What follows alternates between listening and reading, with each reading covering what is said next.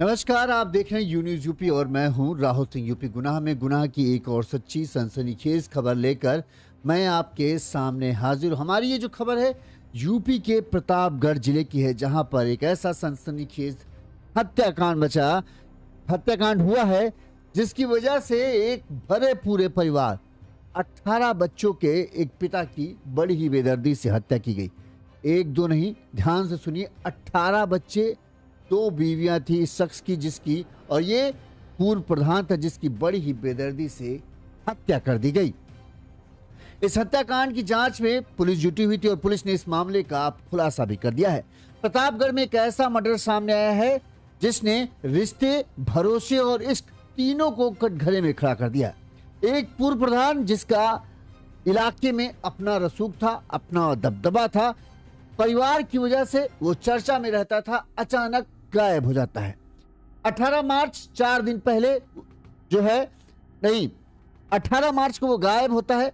4 दिन बाद उसकी लाश एक नहर से मिलती है, वो भी एक सीमेंट की बोरी में बंधी हुई।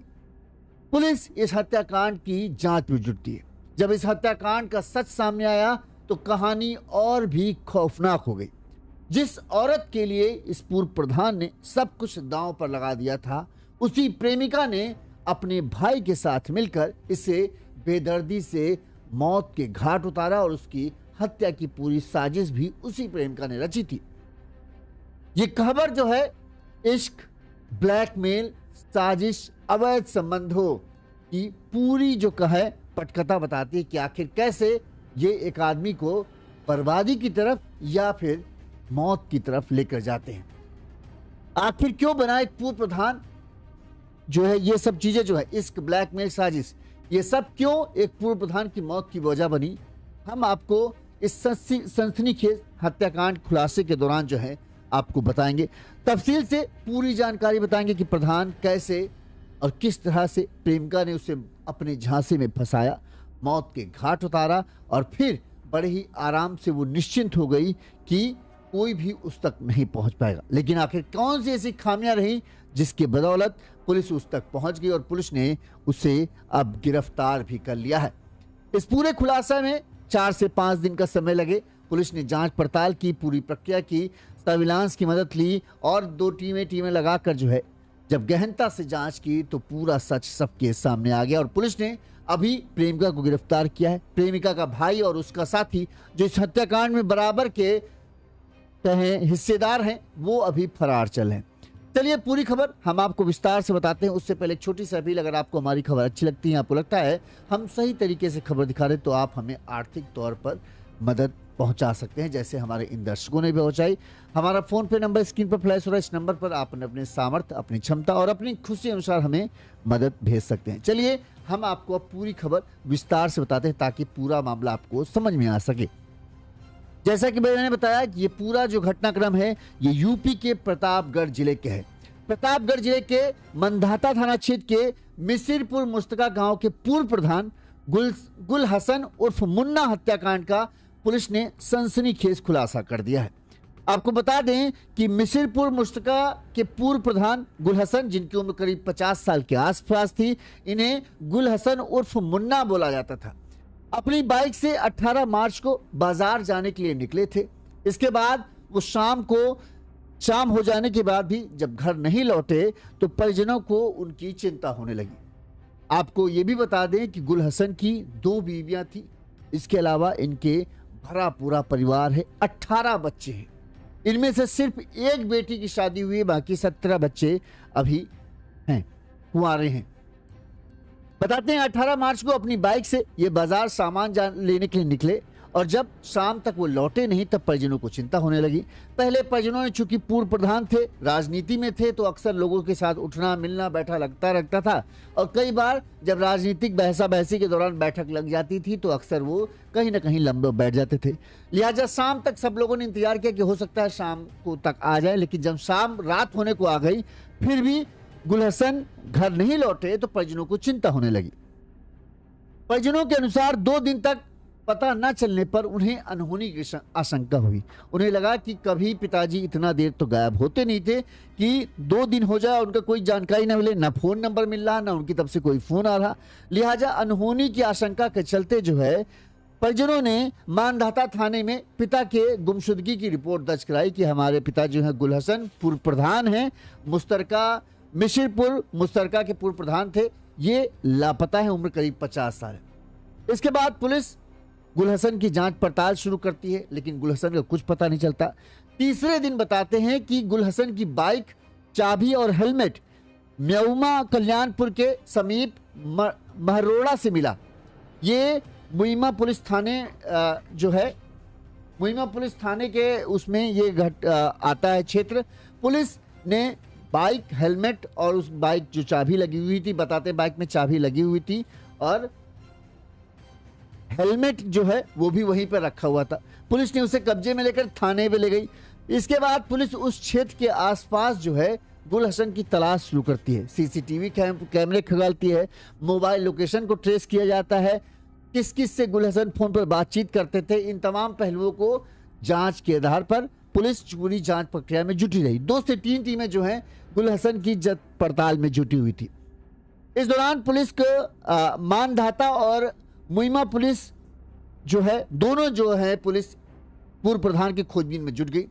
एएसपी पूर्वी शैलेंद्र लाल ने बताया कि परिवार के लोगों के शक जताने पर मोबाइल की कॉल डिटेल के आधार पर जो है पूरे परिवार के लोगों से जब पूछताछ की, गांव के लोगों से पूछताछ की, तो पता चला कि जो गुल हसन थे अक्सर फोन पर बातचीत करते थे और कई लोगों ने तो ये भी बताया कि गुल हसन कई महिलाओं से फोन पर बातचीत में रहते थे। लिहाजा गुल हसन की कॉल डिटेल को पुलिस ने निकाला। कॉल डिटेल के आधार पुलिस को पता चला कि जो गुल हसन है वो मिसिरपुर मुश्तरका से जेठवाड़ा के बगियापुर इलाके के रहने वाली जो सुमन देवी हैं उनसे अक्सर इनकी बातचीत होती थी और काफ़ी लंबी बातचीत चलती थी। और ये बातचीत ऐसा नहीं था कि आज की थी, काफ़ी पहले से सुमन देवी के साथ गुल हसन की लंबी चौड़ी बातचीत का सिलसिला कॉल डिटेल के आधार पर पुलिस को पता चला। इसके बाद पुलिस ने जो है बगियापुर जाकर सुमन देवी को हिरासत में लिया और सुमन देवी से जो है पूछताछ शुरू की। इस दौरान जब सुमन देवी से पूछताछ शुरू की गई तो सुमन देवी ने एक सनसनीखेज खुलासा करते हुए बताया कि हाँ, मैंने, मेरे भाई ने और उसके साथी ने मिलकर जो है गुल हसन को मौत के घाट उतारा। इसके बाद सुमन देवी ने यह बताया, पुलिस ने पूछा कि गुल हसन का डेड बॉडी कहाँ है, तो सुमन देवी ने बताया कि गुल हसन की डेड बॉडी जो है सुमेरपुर गांव के पास शारदा सहायक जो नहर है वहां पर उन्होंने उसकी लाश को एक सीमेंट की बोरी में भरकर फेंक दिया था। लिहाजा पुलिस जो है जांच पड़ताल में जुट जाती है। इसके बाद पुलिस ने क्या कहा पहले वो सुनिए, फिर हम आपको पूरी घटना विस्तार से बताते हैं। थाना मानधाता पर वादी के द्वारा आकर यह सूचना दी गई कि उनके पिता गुल हसन 18 तारीख को कहीं पर निकले हैं मोटरसाइकिल से और वापस नहीं लौटे हैं। इस सूचना पर मानधाता पुलिस के द्वारा गुमशुदगी दर्ज करी गई। गुमशुदगी की जांच के दौरान यह पता लगा कि उनकी मोटरसाइकिल लावारिस स्थिति में मऊ आइमा थाना क्षेत्र में मिली है, जो मऊ आइमा थाने पर खड़ी है। सीसीटीवी फुटेजेस और लोगों से पूछताछ में यह पता लगा कि उनका मिलना जुलना सुमन देवी नाम की महिला के साथ था और अवैध संबंधों के चलते उनकी हत्या सुमन देवी, उनके भाई अतुल गौतम और उसके मित्र अरुण गौतम के द्वारा हत्या कारित कर दी गई है और शव को नहर में फेंक दिया गया है। पुलिस के द्वारा नहर से शव को बरामद कर लिया गया है और सुमन देवी की गिरफ्तारी कर ली गई है। शीघ्र ही शेष अभियुक्तों को गिरफ्तार कर पुलिस के द्वारा कठोर वैधानिक कार्रवाई की जाएगी। तो पुलिस ने सुमन से पूछताछ की। सुमन ने पहले तो टाल मटोल करने की कोशिश की, अपने आप को बचाने की कोशिश की, लेकिन पुलिस के सवालों के जवाब सुमन नहीं दे पाई। पुलिस ने सुमन से यही सबसे पहला सवाल यही था कि तुम कह रही हो हमारा गुल हसन से कोई लेना देना नहीं, तुम्हारे फ़ोन का रिकॉर्ड्स बता रहे हैं कि तुम गुल हसन से तुम्हारी बहुत ज़्यादा बातचीत होती थी और अक्सर ये बातचीत लंबी चौड़ी चलती थी और दिन में 2-2, 3-3 बार बातचीत होती, तो भला ऐसा कैसे हो सकता है कि अचानक गुल हसन लापता हो जाता है और तुम्हें उसकी कोई जानकारी नहीं। वहीं पर फिर जब सुमन को लगने लगता है कि अब वो पुलिस के सवालों से बच सकती, तब पुलिस के पास सबूत हैं, लिहाजा पुलिस मुझसे सख्ती कर सकती है, तो सुमन देवी अपना गुनाह कबूल कर लेती है। पुलिस पूछती है कि सुमन देवी से पूछती है कि सुमन देवी, तुमने गुल हसन का डेड बॉडी कहाँ है? इस पर सुमन देवी कहती है कि सुमेरपुर गांव के पास शारदा सहायक नहर जो है, वहां पर एक पीली बोरी में जो है मैंने और मेरे भाई ने मिलकर जो है गुल हसन की लाश को उसमें भरा और नहर में फेंक दिया। इसके बाद पुलिस की टीम तुरंत ही सुमेरपुर गांव के पास बहने वाली जो नहर है, शारदा नहर जो है, वहां पहुंचती है। वहां नहर के आसपास खोजबीन करना शुरू कर देती है। इस दौरान नहर के किनारे जो है एक पीले रंग की पुलिस को बोरी दिख जाती है। बोरी दिखती है तो लोगों की वहां भीड़ जम जाती, क्योंकि तब तक सबको सूचना मिल चुके थे कि नहर के पास जो है वो एक बोरी मिली है जिसमें कुछ बंधा हुआ है। गांव के लोग भी पहुंच गए, लोगों की भीड़ इकट्ठा हो गई। इस दौरान किसी तरह से बोरी को किनारे लाकर ऊपर लाया गया। बोरी से आ रही तेज बदबू इस ओर इशारा कर रही थी कि जो लोग सोच रहे थे वो सही है, बोरी के अंदर एक लाश है। इसके बाद पुलिस ने जैसे ही बोरी को खोला, उससे गुल हसन की लाश पुलिस को मिली, जिसपे चोट के निशान थे, जो बता रहे थे कि गुल हसन ने अपने आप को बचाने की कोशिश की थी, लेकिन जो हत्यारे थे वो उस पर भारी पड़े और बड़ी ही बेदर्दी थे, उन्होंने जो है गुल हसन की हत्या कर दी। इस दौरान चूंकि बोरी के अंदर लाश को ठूस ठूस कर भरा गया था, इसकी वजह से उसका चेहरा बिगड़ गया था। इस दौरान पुलिस ने गुल हसन की पहली पत्नी जो है किस्मतुल निशा को मौके पर बुलाया। वो भी मौके पर पहुंची और उन्होंने जब शव की शिनाख्त की तो ये हुआ कि हाँ, ये गुल हसन का शव है। और इसके बाद पुलिस ने शव को कब्जे में लेकर पोस्टमार्टम के लिए भेज दिया। इस दौरान घटना की जानकारी मिलते ही परिवार वालों पर मानो दुखों का पहाड़ टूट पड़ा। परिजनों का रो रो कर बुरा हाल था। पुलिस की पूछताछ में सुमन ने गुलशन की हत्या का जुर्म स्वीकार कर लिया। बताया कि उसने उसे परेशान कर कर रख दिया था, इस वजह से उसके पास गुल हसन की हत्या के अलावा कोई और चारा नहीं था।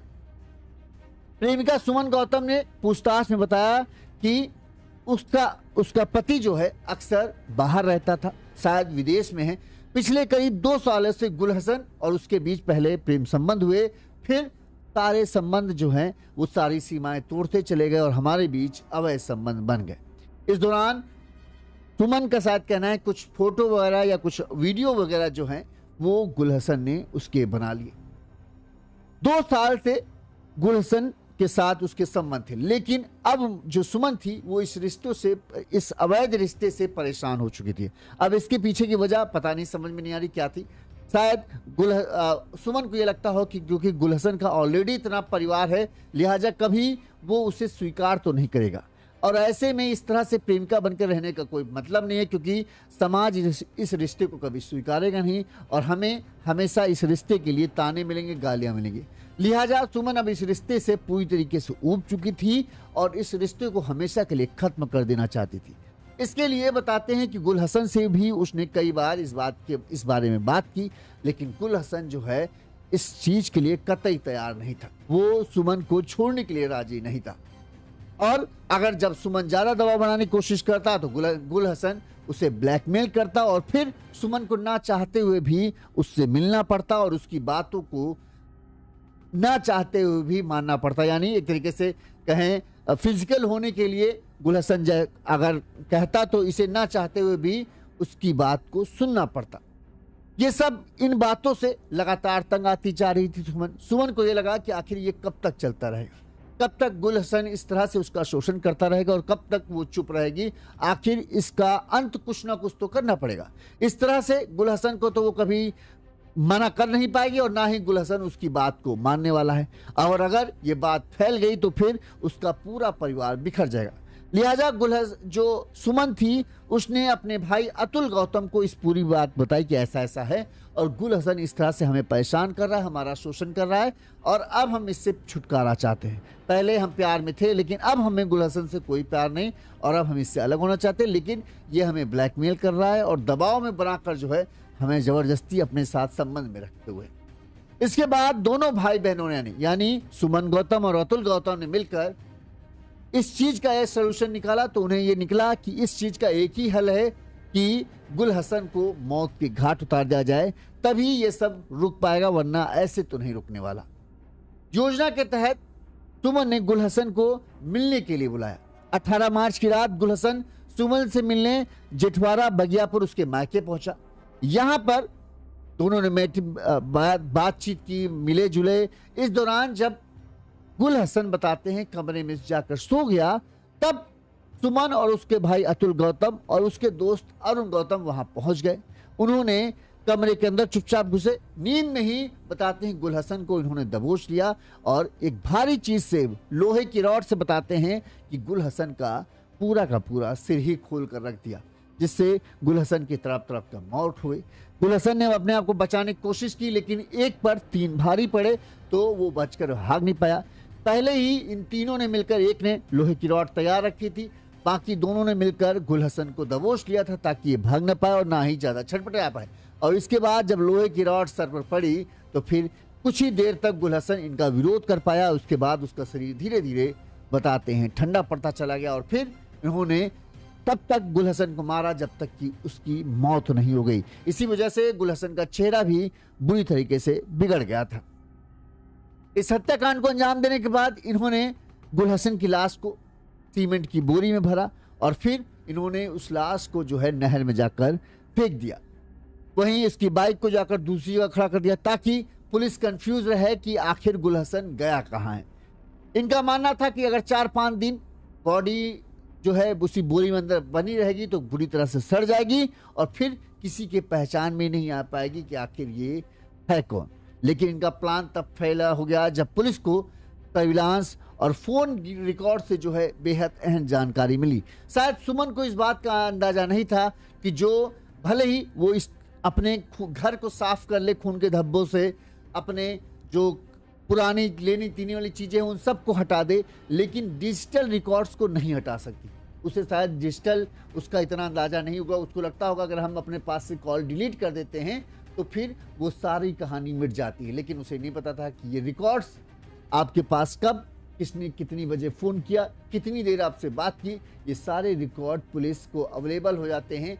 जिस भी मोबाइल नंबर, जो भी मोबाइल नंबर का सिम आपका इस्तेमाल करते हैं, उसके ऑपरेटर से पुलिस ये जानकारी इकट्ठा कर लेती है अक्सर इस तरह के केस में। हत्या के बाद, जो गुल हसन की हत्या के बाद पूरे मिश्रिरपुर मुश्तरका गांव में सन्नाटा पसरा है। गुल हसन ने बताते हैं कि 22 साल की उम्र में पहली शादी की थी। पहली पत्नी इनकी थी किस्मतुल निशा। इनके 6 बेटे और 3 बेटियां थी पहली पत्नी से।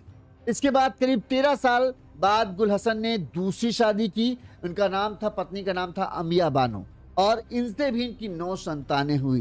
कुल मिलाकर इनके 18 बच्चे थे और दोनों परिवार साथ रहते थे। लेकिन दोनों परिवारों के लिए शायद उन्होंने दोनों पत्नियों के लिए अलग कहा यह जाता है। कुछ लोग कह रहे हैं दोनों परिवार एक साथ रहते थे, कुछ लोग कहते हैं दोनों परिवारों, दोनों पत्नियों के लिए उन्होंने अलग अलग घर बनवा रखे थे और उसमें उनका परिवार रहते थे। इस 18 बच्चों में केवल बताते हैं कि गुल हसन की एक बेटी की शादी हुई थी। लोगों का कहना है कि गुल हसन काफी हंसमुख स्वभाव का था, लोगों के लिए मददगार था, लेकिन बदनियती की जिंदगी उसे भारी पड़ गई। 2 पत्नियां होने के बावजूद भी कहा जा रहा है, जो कॉल रिकॉर्ड्स निकाले गए उनमें यह बात आया है कि कई और महिलाओं के साथ गुल हसन की बातचीत चलती थी। एक तरीके से, जिस तरह से कहें, एक तरीके से गुल हसन थोड़ा सा आशिक मिजाज टाइप का था।